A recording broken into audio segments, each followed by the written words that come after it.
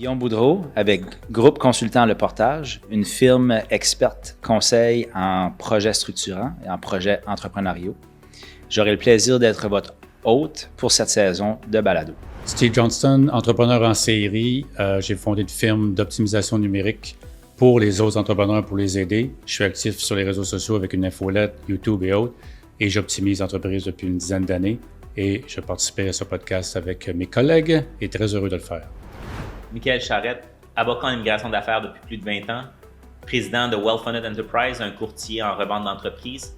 On a un portfolio d'entreprises pour la revente et puis on fait du conseil au niveau du reprenariat au Québec et à travers le monde.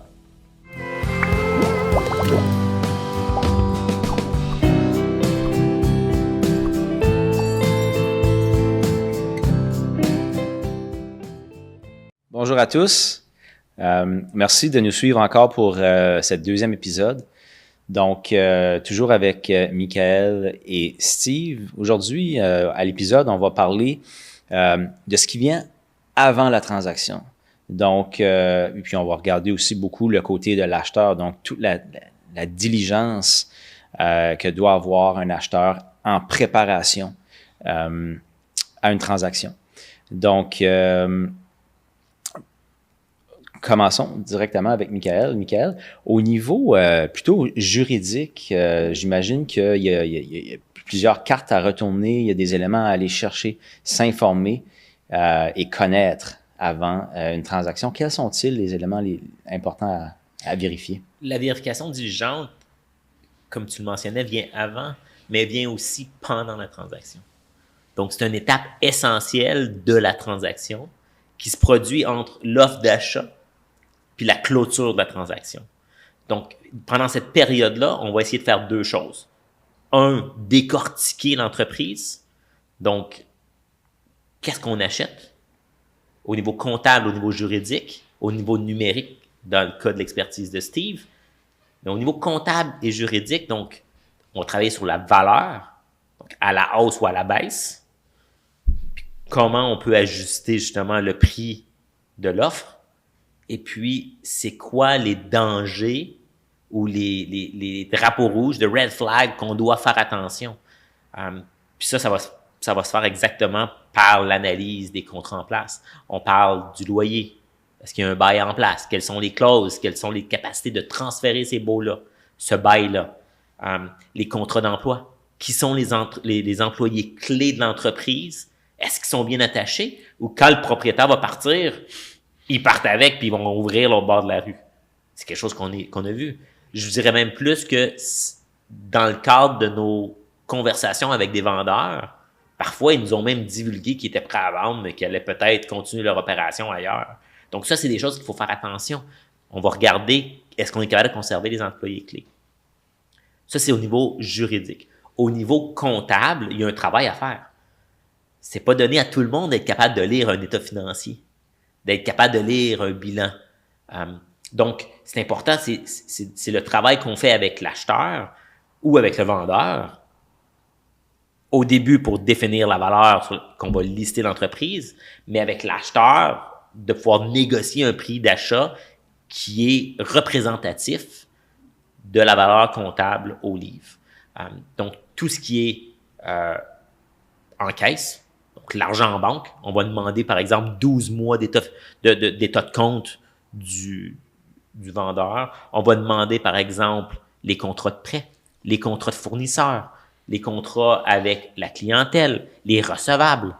Ce qu'on réalise beaucoup dans les entreprises qu'on vend, les mom and pop, les PME québécoises, c'est que, ça c'est lié à notre fiscalité québécoise, les gens se sont avancés des fonds. Il y a des prêts à l'actionnaire principal, aux fondateurs, aux administrateurs. Il y a des avances, des dus. Comment tout ça est géré? Puis est-ce que le vendeur en est conscient? Ou c'est son comptable qui a organisé ça comme ça pendant 10 ans? Puis là, quand arrive la vente, la valeur de l'entreprise au bilan n'est peut-être pas représentative de ce que le vendeur pensait qu'il vendait.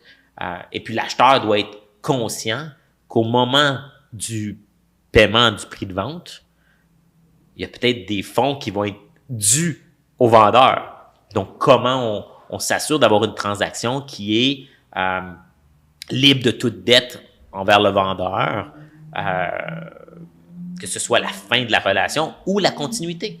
Parce qu'on a de plus en plus de transactions où on va garder le fondateur pendant une période de transition. Donc, tout ça fait partie de la vérification diligente et doit être attaché avec des contrats. Et quand on a des entreprises qui sont à propriétaire unique, souvent, ces contrats-là ne sont pas en place. Parce que celui qui a été le fondateur et qui a ses 10 ou 15 employés, il ne s'est pas signé un contrat de travail. Il n'a peut-être pas signé un contrat de travail avec les employés qui sont là depuis 5 ou 10 ans parce que ça s'est renouvelé puis que c'est des gens d'affaires dignes de confiance, tout ça. Quand il arrive le rachat, on doit s'assurer que ça a été fait. Donc, non seulement il y a une analyse de ce qui est en place, mais il y a peut-être la mise en place de certains outils juridiques et comptables dans une certaine mesure qui seront nécessaires pour avoir une transaction avec succès. Steve, donc là, Michael nous parle de la diligence à faire au niveau comptable, juridique, etc. J'ai compris qu'il y a une place aussi dans ce processus-là pour le numérique. La boîte du numérique, elle, dans la diligence, elle se situe où puis elle ressemble à quoi? Écoute, plein d'idées par rapport à ça, parce que comme on a mentionné dans un autre épisode, l'âge des vendeurs est quand même assez élevé. Qui dit âge élevé sans être péjoratif veut dire aussi moins technologique, moins motivé à faire les changements. Donc, Michael parlait des contrats, documentation de contrats. Bien, il y a des outils simples de gestion de contrats qui sont tous listés, catégorisés, tout ça que tu peux faire dans quelque chose, un outil très, très simple qui va t'avertir aussi de ce qui se passe au niveau 6 mois avant la fin d'un contrat, ça veut négocier ou certaines choses. Puis, au niveau comptable, les prêts, tout ça devrait être dans un système de comptabilité numérique. Donc, on parle, là, je nomme les outils eux-mêmes, mais si je reviens plus précisément à ta question, c'est au niveau, les 2 mots que je mettrai ensemble pour ça, c'est la dette technologique. Qu'est-ce qui est en place au niveau technologique? Qu'est-ce qui n'est pas en place au niveau technologique? Puis si on revient à ce qui est en place, c'est qu'est-ce qui doit être remplacé, qu'est-ce qui est désuet. Quelqu'un peut penser que son système, pour ne pas le nommer, un vieux système qui roule depuis 10-15 ans, numérique, un logiciel est à jour, bien, s'il n'est pas sur l'info numérique, il n'est pas nécessairement à jour parce qu'il reste dans le bureau, utilisé par quelqu'un, comme un marteau peut être utilisé, mais quand tu as l'info numérique, tu peux être connecté avec d'autres outils, puis soutirer beaucoup plus d'informations, puis communiquer avec les autres outils. On en parlera plus en détail dans d'autres épisodes. Mais au niveau de la diligence elle-même, c'est de regarder c'est quoi le parc technologique qui est en place. Quelle est la dette, autrement dit, quels outils sont vieux, sont pas à jour, sont pas nécessairement optimisés pour où est-ce que l'entreprise s'en va.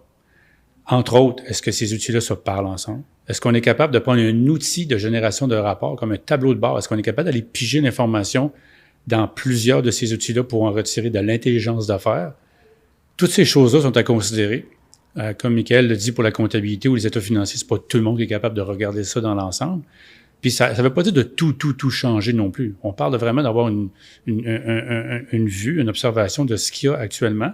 Et de là, c'est de pousser plus loin vers un plan numérique, qu'on parlera probablement plus tard. Mais au niveau de dette technologique, situation actuelle, c'est très important de comprendre exactement qu'est-ce qu'il y a. Et puis, naturellement, la couche employée qui est par-dessus, comment est-ce qu'il utilise ce logiciel-là. On parle d'un logiciel hyper performant, mais s'il n'est pas utilisé par les employés ou mal compris, ou même avoir une feuille de papier et un crayon à côté de l'outil parce qu'il va y avoir le monde sont restés, ils ont une résistance au changement. Donc, tout cet aspect-là doit être vraiment, vraiment validé parce que, encore une fois, si c'est juste sur papier ou les outils que tu as, c'est même pas assez pour démontrer c'est quoi la valeur innovatrice qu'il y a dans cette entreprise-là. Donc, une vérification des agents complète, au même titre que le reste, doit être fait pour compléter, en fait, le côté financier, le côté humain, le côté marché et tout ça. Super important. Miguel, on a parlé de dette tantôt, de contrat, d'entente, etc., parce qu'une entreprise qui est transférée, l'entreprise est transférée au complet avec ses dettes, etc. Comment on fait pour aller se rassurer qu'une entreprise qu'on va acheter ne nous arrive pas avec des dettes inconnues, par exemple? On va ajouter dans le contrat d'achat des actions ou des actifs une clause qu'on appelle « debt-free, cash-free ». Donc, c'est une clause qui va faire en sorte que l'entreprise est vendue sans dette vis-à-vis le vendeur. C'est une clause qu'on va pratiquement mettre de façon régulière ou constante dans toutes nos transactions, on recommande toujours d'avoir cette clause-là à l'acheteur parce que ça le protège de dettes qui ne seraient pas divulguées. Évidemment, il va y avoir une énumération des garanties du vendeur, puis d'avoir une volonté de divulguer le plus possible. Mais en ajoutant cette clause-là, on protège l'acheteur contre des surprises qu'on n'aurait peut-être pas le goût d'avoir. Steve, on a parlé de plan de transition numérique. Comment est-ce qu'on élabore un plan de transition numérique, par exemple, dans votre cas, quelqu'un comme vous, avec votre expertise, qui accompagne un repreneur ou quelqu'un, en fait, qui se prépare à vendre sa propre entreprise? Vous commencez par où pour aller planifier le tout? Puis je dirais aussi quand. Quand, c'est hier, à mon avis. Okay. Mais comment s'y prendre, c'est avec ce plan numérique-là, le point de départ, en fait, je prends ma même balle au bon que je parlais tantôt, d'avoir la situation actuelle très claire à tous les niveaux. De cette situation actuelle-là, on regarde c'est quoi les objectifs de l'entreprise. Puis lorsqu'on a les objectifs, là, on voit où est-ce qu'on veut aller. Et en sachant cela, on compare avec l'état actuel, puis là, ce qu'on voit, les manques. De ces manques-là, on les convertit en opportunités. Que ces manques-là, c'est bien, on s'en rend compte, puis c'est plate en même temps parce qu'on n'a pas ce qu'on veut, il nous manque ça. Mais ça nous permet de comprendre, hey, il y a des opportunités de potentiel énormes. Si on corrige ici, si on corrige telle étape, ou tel outil, ou telle façon de faire, tout simplement. L'innovation ne veut pas dire nécessairement produit technologique. Ça peut être innover un modèle d'affaires, ça peut être aller chercher un autre marché facilement avec les mêmes produits. L'innovation, ça englobe très, très, très, très large et dans le bon sens. Et de ces opportunités-là, ben, c'est de développer des projets, prendre ces projets-là, les subdiviser si c'est utile, puis de faire une feuille de route qui va nous permettre de se rendre à l'objectif. Donc, je suis allé très, très rapidement, parce que c'est pas une formation en création de plan numérique, mais c'est le genre de choses qu'on fait régulièrement, qu'on a fait souvent, qu'on fait encore. C'est le point de départ d'une transformation numérique. Puis dans le cas du reprenariat, naturellement, si une entreprise est en processus de vente et elle veut être transparente et doit être transparente, bien, même si la compagnie va se vendre bientôt, juste le fait d'avoir un plan numérique, même s'il n'y a pas une grande partie d'exécuter, ben l'acheteur va voir ça comme une valeur ajoutée. Le plan est déjà en place, l'analyse était déjà faite, donc le côté diligence était fait à l'interne.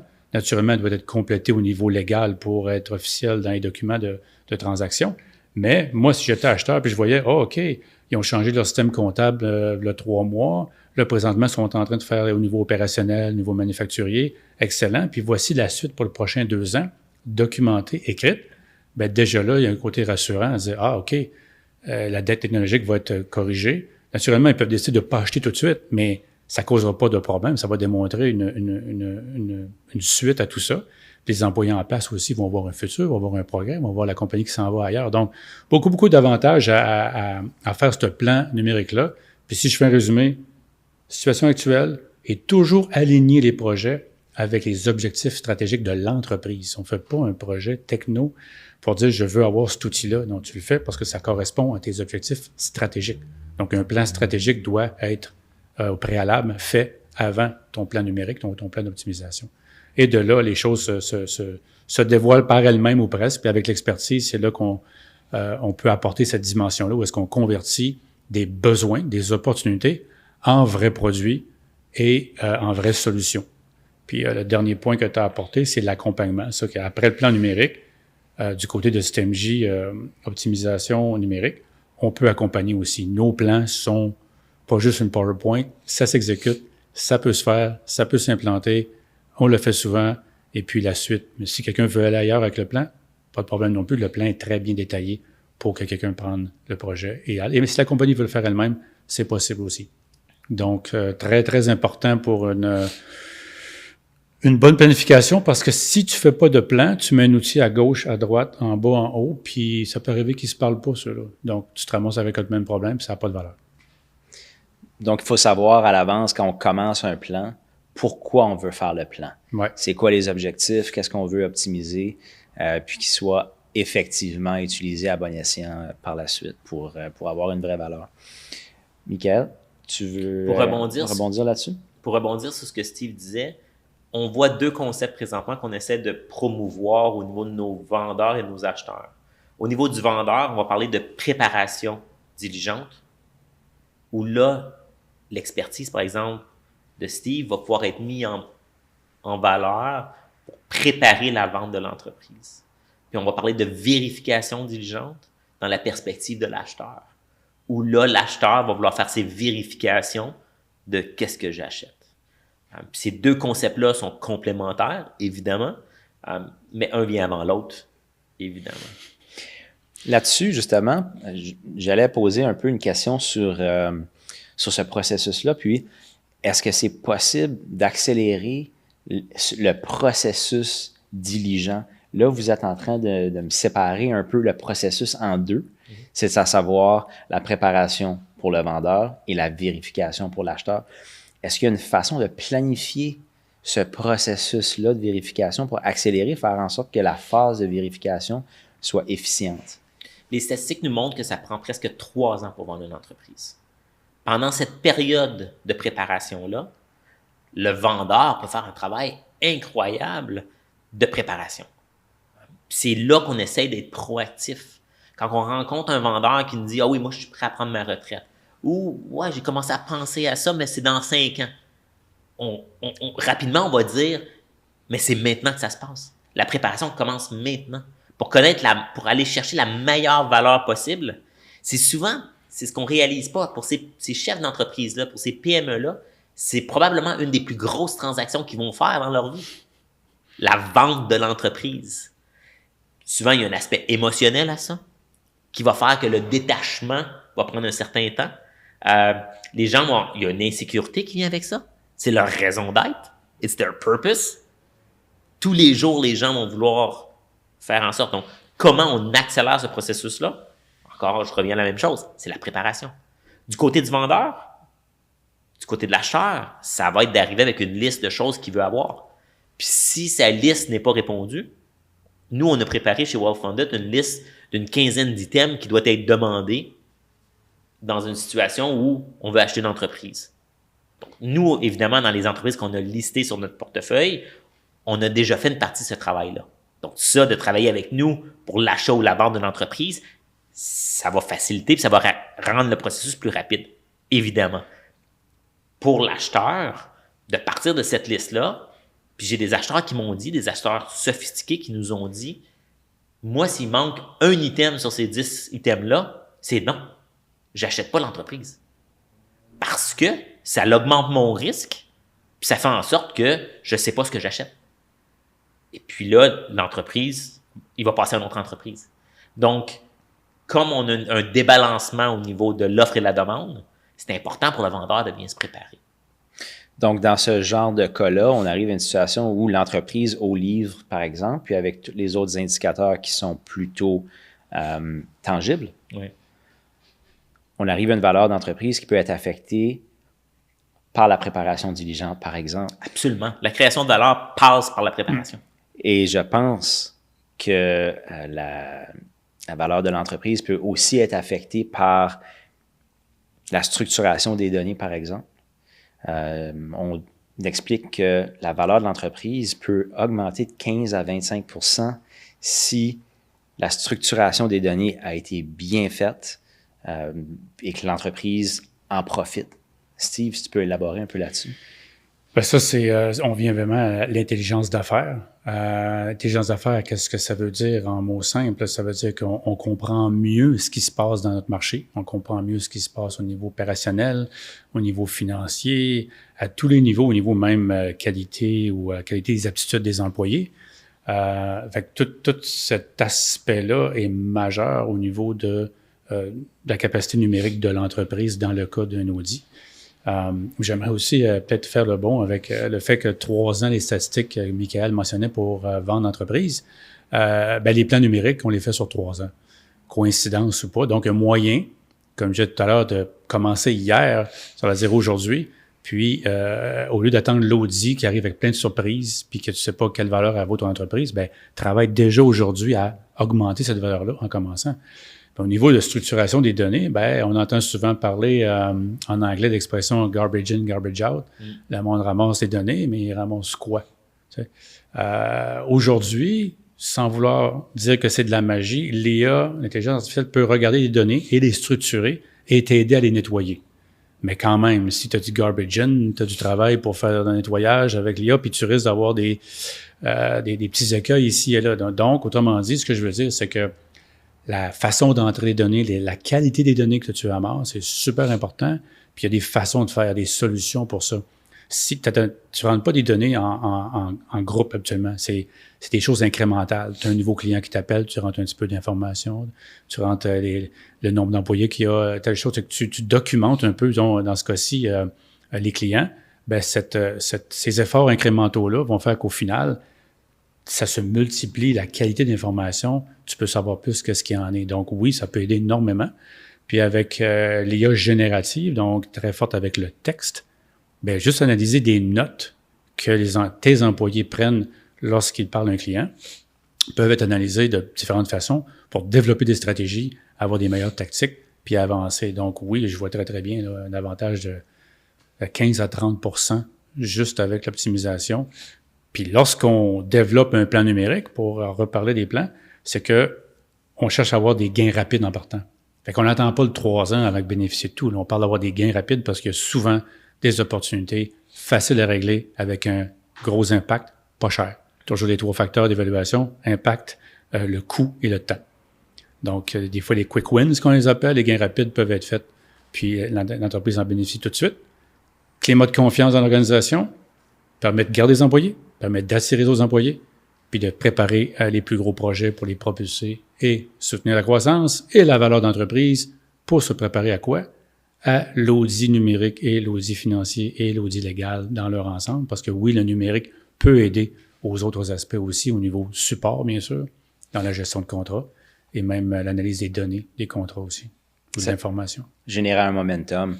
Donc, on retient beaucoup de ce que vous apportez aujourd'hui, messieurs, que, bon, le marché, l'offre et la demande, on retourne encore à ça. L'offre et la demande fait en sorte qu'en ce moment, il y a de plus en plus d'offres d'entreprises à vendre. Le nombre de repreneurs diminue légèrement. Donc, il y a beaucoup plus d'offres que de demandes. Ce qui fait en sorte que, bon, il faut faire tout ce qu'on peut pour préparer l'entreprise, pour être capable de démontrer une entreprise qui a beaucoup de valeur, avec une bonne diligence bien préparée, avec un bon plan de transition numérique qui permet de rajouter de la valeur, non seulement augmenter la valeur de l'entreprise, mais aussi la probabilité que cette entreprise-là soit choisie par un repreneur au lieu des 2 ou 3 autres entreprises similaires géographiquement et en termes de type d'entreprise. Donc, ça peut faire la différence au final entre une entreprise qui peut être vendue ou une entreprise qui pourrait ne pas trouver de racheteur et qu'on mette la clé dans la porte, par exemple. Donc, messieurs, en conclusion, je vous laisserai rebondir là-dessus rapidement. Je pense que c'est important que la vérification, la préparation soit au cœur de la transaction. Elle se produit dans une période de 30 à 60 jours quand on parle de la vérification diligente. Mais la préparation, elle commence le jour où on prend la décision de vendre son entreprise, puis d'aller chercher les accompagnateurs avant, pendant et après est la clé du succès. Steve?